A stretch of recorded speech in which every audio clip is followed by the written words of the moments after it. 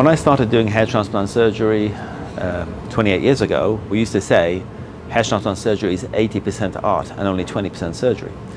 I feel in recent times it's been more technical, more surgery, less attention paid to the artistry of it and the naturalness of it.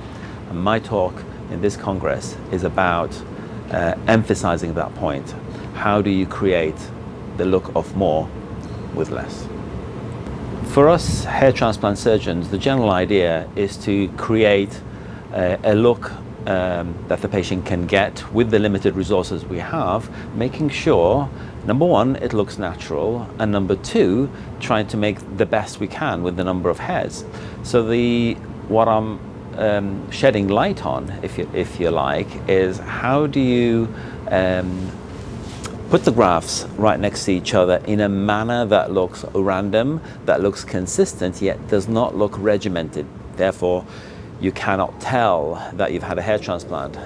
In my practice, for example, if a patient comes to me and says, people are asking him if he's had a hair transplant, I would find that very upsetting, because that means they recognize it's a transplant. They recognize that it wasn't always there. In fact, the typical reaction people get is, you know, have you done something with your hair? They don't recognize it as transplant. And the reason for that, because they don't see a pattern. A lot of times now I see pictures online, and especially places where people just do grafts for the sake of grafts, is that you can tell it's a transplant. You can see lines, you can see patterns. There's not enough randomity.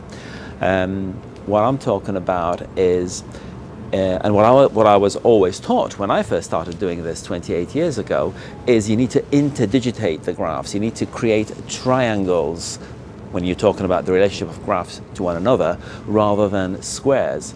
And I am giving an example. I actually use Jenga pieces to demonstrate my point, and I lined up row after row after row of Jenga pieces, these wooden pieces behind each other, and no matter how many you put, you can still see light through and you can still see columns. Whereas if you put them in between each other and just put a few lines, suddenly you almost see a solid wall, and the patient looks like they've got much more depth to their hair. So the idea of how the hairs relate to each other, blocking light, create more shadow, contributed not only to a natural result, but with a lesser number of grafts, you can give the same effect as unnecessary thousands.